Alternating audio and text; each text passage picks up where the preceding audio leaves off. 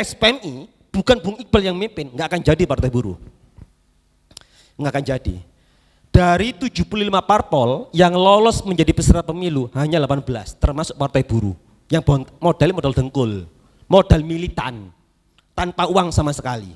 Lain nih, miliaran Pak, miliaran. Saya mau cerita kawan-kawan. Pertama syarat berdirinya partai politik, kita harus punya pengurus di 100% provinsi. Indonesia ada berapa provinsi? 38 provinsi. Itu semuanya harus ada pengurus dan juga punya kantor. Harus punya kantor. Syarat kedua, kita harus punya pengurus di 75% kabupaten kota se-Indonesia. Indonesia ada 514 kabupaten, 75%-nya 386 se-Indonesia. Dan ini pun harus harus tersebar. Maksudnya gini, 75% ini dari tiap provinsi. Jawa Timur ada 38 kabupaten kota, berarti 75%-nya berapa? Piro rek? 75 dari 38 berapa? 34 ya? Harus punya kepengurusan di 34 kabupaten kota se-Jawa Timur. Tidak hanya kepengurusan, harus punya kantor. Tidak hanya pengurus dan kantor, harus punya anggota. Iki sing susah. Iki sing aku cerita, iki sing esko sing ngalami batin guyu-guyu ya Cak Anwar iki. Ya Allah, sedih nek iling-iling. Temenan, tapi asik. Harus punya anggota minimal 1000 bagi jumlah penduduknya di atas 1 juta. Atau 1/1000 bagi jumlah penduduknya di bawah 1 juta. Itu. Anggota sapa sing gelem nang partai gratisan. Saya masih ingat instruksi kawan-kawan Surabaya, tak kongkon golek KTP, ditawari gabung nang partai buruh. Ditakoni ini duitnya Mas, gak ono Bu, enak sampean duitnya mbok jeglek, aku mbok jeglek KTP ini tok. Kayak ngono ceritane. Cak Doni ngalong sampai Madiun Nganjuk golek KTP Pak keliling. Pernah sing di story KTP, Cak Anwar pernah kayak KTP. Cak Anwar, Mbak Lia, konco-konco Esko golek KTP untuk memenuhi keanggotaan ini. Wis terpenuhi katakan. Kita dari minimal 1000 ditargetkan oleh pusat 2000. Si ono Fermin dicek Pak dari sistem KPU apakah si Tejo katakan terdaftar anggota partai buruh, apakah tidak terdaftar dengan anggota partai yang lain. Nek double harus ada surat pernyataan. Cilakai nek KTP ini dalbo, ngerti ya KTP dalbo? KTP gelondongan sing gak oleh toko keliling. Iya apa njaluk surat pernyataan wong aku gak ngerasa daftar partai buruh Mas ngene. Gitu loh. Fermin lolos lah katakan, lebih gampang. Si anak verfak Pak, verifikasi faktual, didatangi satu persatu nang omahe, mencret arek wis. Tebal. Cak Anwar, Mbak Lia yang guyu sing ngrasakno. Keliling KPU, ambil sampling dari 1000 anggota, katakan 200 atau 300, ditekani nang omahe. Nek pas anggota dhewe, yo enak. Lah nek pas oleh KTP ini teko leasing atau KTP teko Pak RT, apa gak toleh? Lu enggak Pak, tahu gak daftar partai buruh ya? Susah kita Pak. Gitu lah, ada yang pernah ngalami? Sing ngalami angkat tangan. Sing ngalami. Cak Anwar pengurus ngalami. Iki sik ngedekno partai. Susahnya kayak gini. Ya golek anggota wis oleh anggota di Fermin. Lolos Fermin ono Verfak. Fermin itu verifikasi administrasi. Dicek NIK-nya apakah double keanggotaan, nggak boleh double. Kalau sudah terdaftar sebagai anggota partai buruh, nggak boleh terdaftar sebagai anggota partai yang lain. Kalau double, yang bersangkutan harus membuat surat pernyataan. Aku kadung peteng Pak ya, tak awur aja tangan-tangan nih, palsu pernyataan memilih sebagai anggota partai buruh. Yo resiko juga waktu itu. Terus kemudian kepengurusan tingkat kecamatan, 50% pengurus di tingkat kecamatan. Mojokerto ada berapa kecamatan? 18, berarti minimal 9 kecamatan harus ada pengurusnya. Berapa orang? 3 orang. Ketua sekretaris bendahara minimal 3 orang. Kepengurusan tingkat kecamatan. Terus harus mempunyai kantor tetap kawan-kawan. Harus punya kantor tetap. Di setiap struktur kepengurusan harus memiliki kantor tetap sampai pemilu terakhir. Iki wis angel ngedekno partai. Ya, angel mencet aku 2 kali masuk IGD kawan.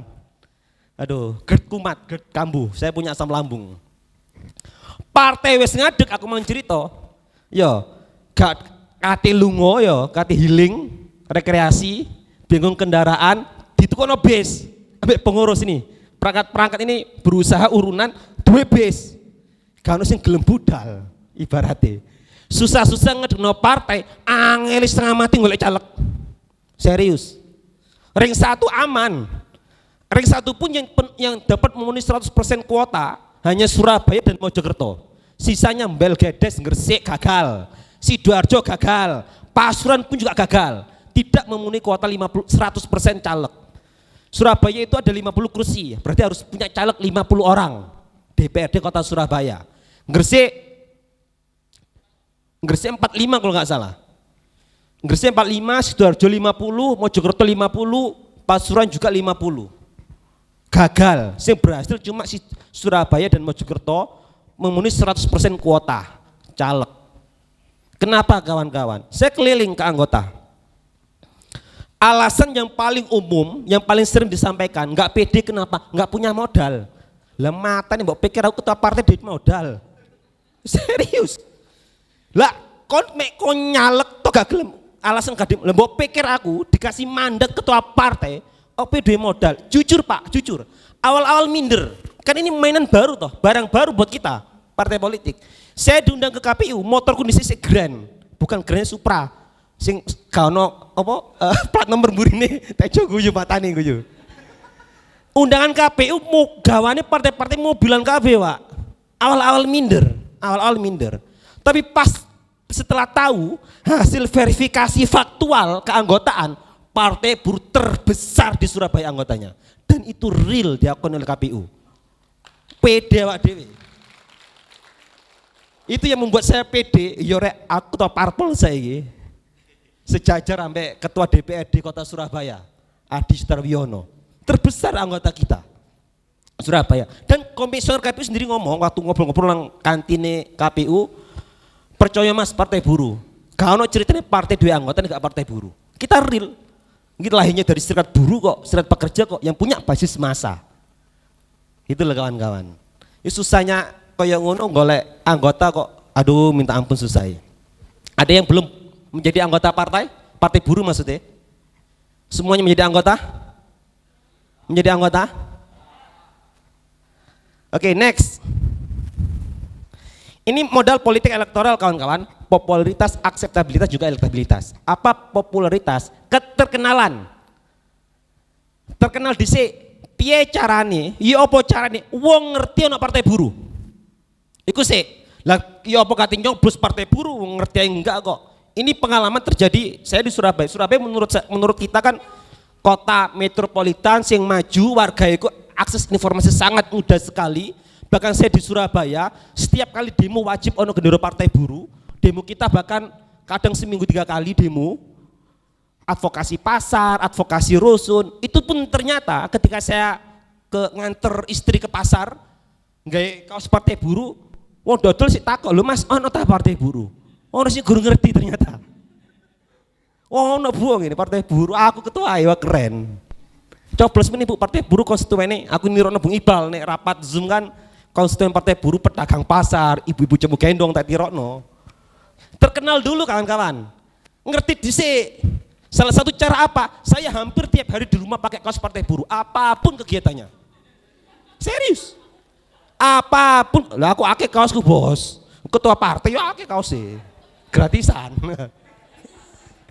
Saya punya 8 kaos partai kalau nggak salah. Hampir serius, hampir setiap hari.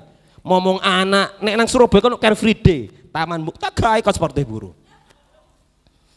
Sholat nang musola yo kadang nek sholat yo ganti sing apik lah. Gitu. Kerja bakti nang kampung saya pakai kaos partai buruh. Karena ini ada pengalaman salah satu caleg pernah cerita ke saya, tahlilan nggak kaos partai buruh. Bukan kaos, kemeja, kan ada toh sing resmi kemeja partai buruh. Karena dia pakai kemeja partai buruh, tonggone takok, tonggo jejeran yang jawil. Lho Mas, ono ta partai buruh? Ada, dia cerita program-program partai buruh, sekarang ikut kompetisi pemilu, tertarik akhirnya. Tertarik. Dan ngomong, "Yus Mas, menita coblos partai buruh." Ini yang dinamakan akseptabilitas, diterima. isu yang kita perjuangkan diterima oleh mereka? Belum dipilih. Tergantung nanti kita cara menyampaikannya. Termasuk nyebar brosur itu untuk meningkatkan akseptabilitas. Apakah isu-isu yang kita usung di platform perjuangannya Partai Buruh yang kita tuangkan dalam brosur dapat diterima oleh mereka konstituen kita Partai Buruh? Belum dipilih. Belum dipilih, diterima dulu aja. Baru nih wis yakin. Ya, ambek kampanye kita dodolan jamu nang kampung-kampung, keluar masuk kampung, saya satu, saya sapa. Akhirnya mereka menjatuhkan pilihan kita, itu yang dinamakan elektabilitas. Nih konco-konco sering dengar nang TV-TV survei elektabilitas paslon, Khofifah, Risma. Itu tingkat keterpilihannya. Sudah pemilih sudah menjatuhkan nanti bakal nyoblos siapa. Itu elektabilitas. Tapi pintu masuknya apa? Popularitas, dikenal dhisik. Teman-teman masih ingat instruksi pasang banner Partai Buruh nang omah? Iya enggak? Sing dibagi-bagi banner ukuran 1 kali setengah meter itu kan? Itu salah satu upaya kita untuk meningkatkan popularitas kita, meningkatkan keterkenalan kita. Di Surabaya saya waktu zaman pemilu saya instruksikan minimal seminggu 1 kali pakai kaos Partai Buruh apapun kegiatanmu hari Minggu. Posting foto kirim nang grup pakai kaos Partai Buruh enggak? Untuk mengenalkan kita. Saya pernah juga punya pengalaman ketika ada acara KPU di salah satu hotel di Surabaya, bubaran coffee break ya, saya ngerokok di depan, kan gak oleh nang jero, nang parkiran, depan lobi. Security mau teko nang aku ngajak ngomong, tanya soal Partai Buruh. Coba kalau saya gak pakai seragam Partai Buruh, mungkin security cuek. Ngobrol, saya cerita Partai Buruh, akhirnya dia ngaku, yo mas aku biar mantan anggota SPSI di BHK. Saya kerja nang hotel dari security, so ben tak coblos Partai Buruh. Tak delok karena yo memang partai sampean sing memperjuangkan nasibe awak dhewe, kanca-kanca buruh. Ya karena apa? Karena saya pakai baju Partai Buruh. Karena saya pakai baju Partai Buruh, sehingga ada obrolan, saya pas menyampaikannya, tumbuhlah akseptabilitas. Setelah itu dia putuskan elektabilitas pada saat pencoblosan nanti dipilih Partai Buruh. Kuncinya terkenal dhisik kawan-kawan atau populer. Next. Pekerja muda bisa apa? Kurang berapa menit? 30 menit Mas. Wis habis. Wis sak jam aku ngomong. Oh 30. Saya ada tugas konkret langsung, saya nggak mau panjang-panjang jualan jamu. Saya kan ada berapa kelompok? 5 ya? FSP, MI, 5 kelompok, diskusikan konkret real, kontribusi apa yang akan kalian berikan untuk Partai Buruh dalam menghadapi pemilu nanti tahun 2029. Ada 3 hal. Pertama, pemenuhan syarat menjadi peserta pemilu. Soal kepengurusan, piye caranya golek pengurus, golek keanggotaan, ya apa caranya golek anggota? Apakah tuku KTP, nyedi Pak RT, Pak Lurah, golek KTP gelondongan, terserah. Yang kedua, gimana caranya mengenalkan Partai Buruh? Yang terakhir, bagaimana caranya melawan politik uang? Ini tantangan berat. Musuh terbesar kita money politik. Nek head to head podo caleke berani kita debat, Pak. Bahkan pernah saya diwawancara sebuah TV, saya mengajukan ayo fasilitasi debat caleg, kan gak ono debat caleg. Wani Partai Buruh, karena kerjaan mereka, kerjaan sing diomong nang kampanye akan mengatur, itu kerjaan sehari-harinya Partai Buruh. Tanpa politik kita sudah kerja sosial kawan-kawan. Jadi 3 hal ini diskusikan 10 menit, kan masih ada 30 menit, 10 menit diskusi, 20 menit sampaikan per kelompok, tunjuk 1-2 orang untuk jadi juru bicara. Sanggup? Paham maksudnya? Yuk segera kerjakan. Melingkar atau gimana? Melingkar aja. Ojo sih ya, ojo dipajang di foto yang ada iki. Oh, gorong mari iki 3 hal ini. 10 menit diskusi, 20 menit kita, 10 menit teman-teman merumuskan 3 hal ini, 20 menit kita diskusi. Oke.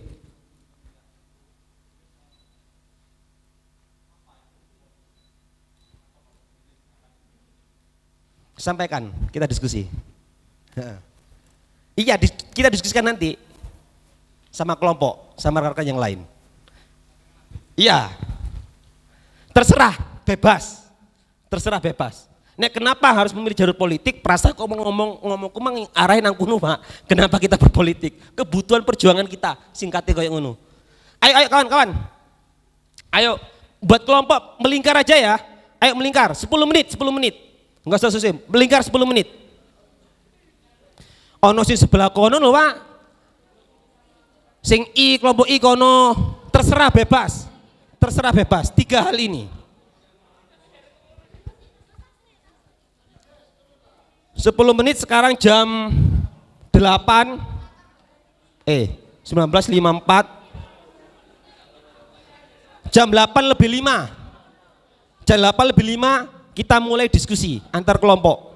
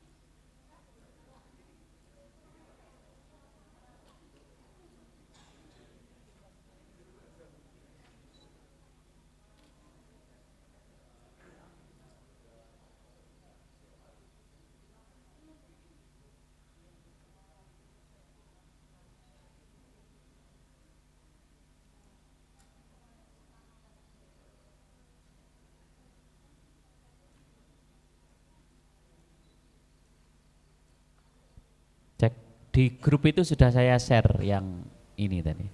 Coba dilihat grupnya, siapa tahu nggak kelihatan kalau di depan. Sudah saya share tadi. Silakan dicek pertanyaannya di grup.